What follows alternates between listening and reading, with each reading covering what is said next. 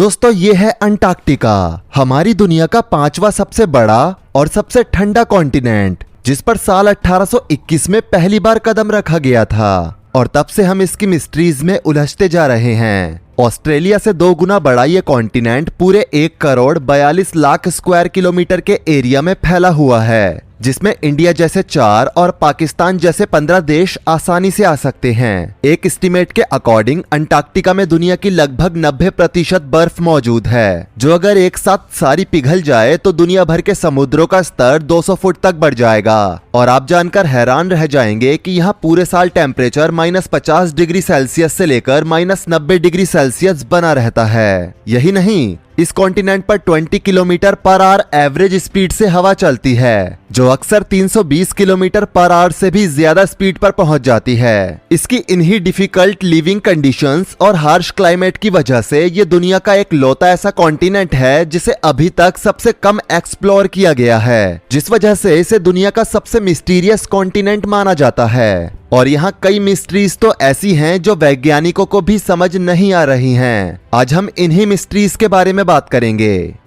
Pyramids इन Antarctica.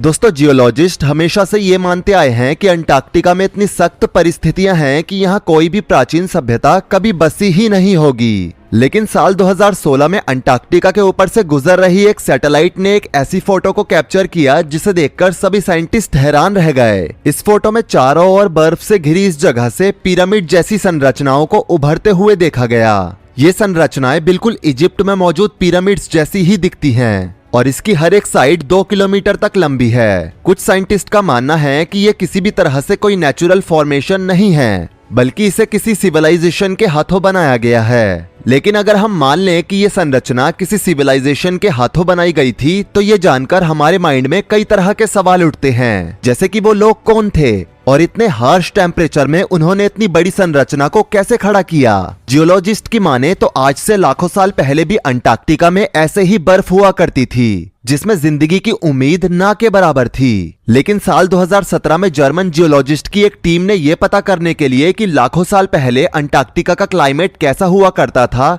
यहाँ sea floor drilling का इस्तेमाल करके ड्रिलिंग की, तो जो रिजल्ट सामने आया वो सच में काफी हैरान करने वाला था। इस ड्रिलिंग में हजारों साल पुराने 60 से भी ज्यादा प्रकार के पेड़ पौधों के सैंपल निकल कर आए, जो बर्फ के अंदर हजारों फीट नीचे दबे हुए थे। ये ठीक वैसे ही पेड़ पौधे थे जैसे किसी रेन फॉरेस्ट में पाए जाते हैं। साइंटिस्ट के अकॉर्डिंग लास्ट आइस एज के दौरान, यानी आज से करीब 11,000 साल पहले अंटार्कटिका बर्फ से ढका हुआ नहीं था, बल्कि कुछ इलाके ऐसे भी थे जहां जंगल पाए जाते थे और तब यहां जिंदगी का होना पॉसिबल हुआ करता था। लेकिन इस फोटो में दिखने वाला ये स्ट्रक्चर सच में पिरामिड है या नहीं, ये आज भी शोध का विषय है। लेकिन एक बात तो साफ हो गई कि किसी दौर में अंटार्कटिका भी हरा भरा हुआ करता था और यहाँ भी लाइफ एग्जिस्ट किया करती थी।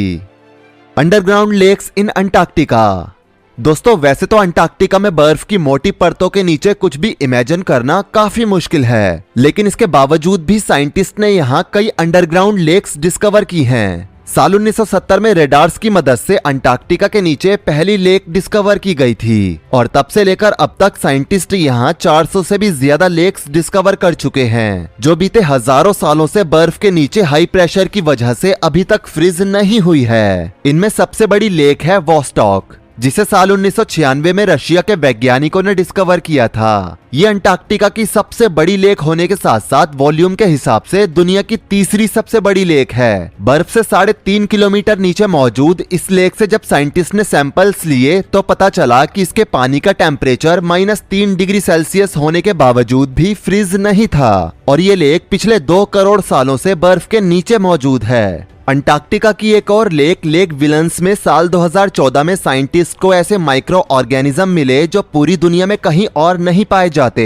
इन इनक्रेडिबल स्पीशीज ने ना कभी फ्रेश एयर देखी है और ना ही कभी सूरज की रोशनी इन तक पहुंची है, लेकिन फिर भी ये बर्फ की मोटी परत के नीचे अपनी दुनिया बसाए हुए हैं। एक्सपर्ट्स की माने तो ये एनर्जी के लिए अमोनियम और जमीन से निकलने वाली मीथेन गैस का यूज करके ग्रो करते हैं। इसके अलावा lake Mercer, lake Bird, lake Bonnie, lake Concordia और लेक सेसिल जैसी कुछ झीलें यहाँ वैज्ञानिकों को मिल चुकी हैं। माउंट एराबस। दोस्तों, इतनी बड़ी बर्फ की चादर ओढ़े अंटार्कटिका में कोई जगह ऐसी भी होगी जहां आग निकलती हो, ऐसा इमेजिन करना भी काफी मुश्किल है। लेकिन सच्चाई ये है कि अंटार्कटिका में खून जमा देने वाली बर्फ के बीच यहाँ कई वोल्केनोज भी पाए जाते हैं। यहाँ टोटल 16 वोल्केनोज पाए जाते हैं। वैसे एक ही जगह पर बर्फ और आग का एक साथ होना किसी अजूबे से कम नहीं है। वैज्ञानिकों का मानना है कि इन वोल्केनोज में कुछ ऐसे ऑर्गेनिज्म रहते हैं जो सिर्फ अंटार्कटिका के वोल्केनोज में ही पाए जाते हैं और ये काफी यूनिक हैं, जिन पर रिसर्च होनी चाहिए। एडमिरल रिचर्ड ई बर्ड एक्सपेडिशन। अगस्त 1946 में वर्ल्ड वॉर 2 के खत्म होने के बाद अमेरिका ने अंटार्कटिका पर एक एक्सपेडिशन भेजा था, जो अंटार्कटिका पर आज तक का भेजा गया सबसे बड़ा एक्सपेडिशन था। बता दें, किसी खास उद्देश्य के लिए खोजकर्ताओं के समूह द्वारा की जाने वाली यात्रा को एक्सपेडिशन कहा जाता है। इस एक्सपेडिशन को ऑपरेशन हाई जंप का नाम दिया गया था, जिसके तहत 13 शिप्स, 23 एयरक्राफ्ट्स और 4700 मिलिट्री पर्सनल अंटार्कटिका भेजे गए थे और इन्हें लीड कर रहे थे एडमिरल रिचर्ड ई बर्ड, जो कि एक सम्मानित यूएस नेवल ऑफिसर और पोलर एक्सप्लोरर थे।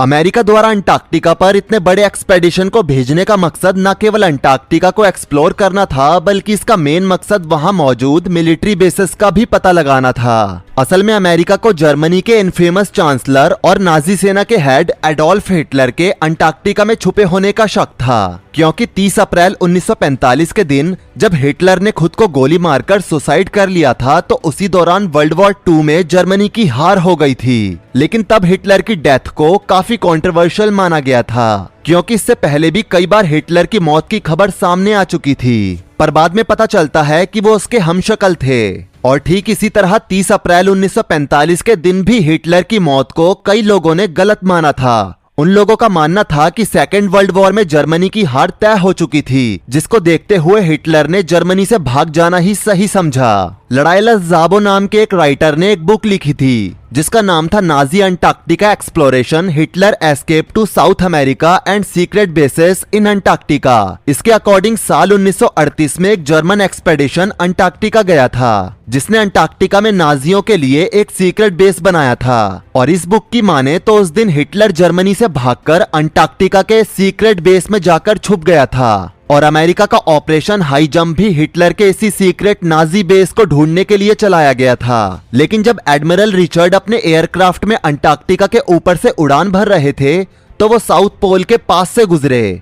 तभी उन्हें वहां कुछ ऐसा दिखाई दिया जिस पर यकीन कर पाना इम्पॉसिबल है। और इस घटना का जिक्र एडमिरल रिचर्ड ने अपनी सीक्रेट डायरी में भी किया है, जो उनकी मौत के बाद उनके बेटे को उनके पास से मिली थी। इस डायरी में एडमिरल रिचर्ड ने अपने अंटार्कटिका एक्सपेडिशन के कुछ अनऑफिशियल एक्सपीरियंस के बारे में लिखा था। एडमिरल रिचर्ड ने अपनी डायरी में लिखा है कि साउथ पोल पर एक बहुत ही बड़ा हॉल मौजूद है, जो अर्थ के सेंटर तक जाने का रास्ता है। और जब वो अपने एयरक्राफ्ट को उस हॉल के अंदर लेकर गए, तो वहां उन्होंने ऐसा नजारा देखा जिस पर यकीन कर पाना मुश्किल था। उस हॉल के अंदर चारों ओर हरियाली थी और लाखों की संख्या में पेड़ पौधे लगे हुए थे। इस रास्ते पर आगे बढ़ने पर उन्हें एक चमचमाता हुआ शहर दिखाई दिया, जो क्रिस्टल से बना हुआ था। और तभी अचानक एडमिरल रिचर्ड अपने एयरक्राफ्ट का कंट्रोल खो देते हैं और उन्हें अपने चारों ओर यूएफओ जैसे आकार के ऑब्जेक्ट्स उड़ते हुए दिखाई देने लगते हैं, जो एडमिरल रिचर्ड को जमीन पर सेफ लैंड करवाते हैं। जिसके बाद उन्हें एक गुफा जैसे एरिया में ले जाया जाता है, जहां उनकी मुलाकात एक ऐसे प्राणी से होती है जिसे उन्होंने अपनी डायरी में मास्टर कहा है।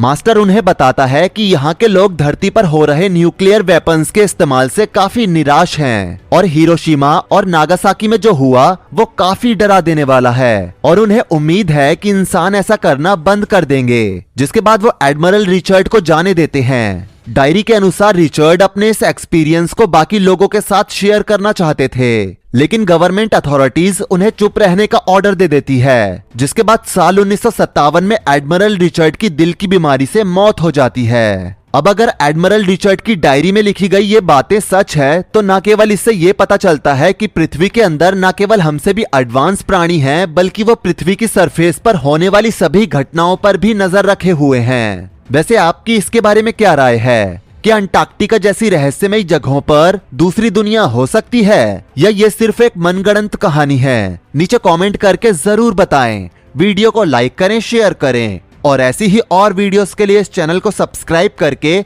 साथ में बेल नोटिफिकेशन को भी ऑल पर सेट कर लें। धन्यवाद।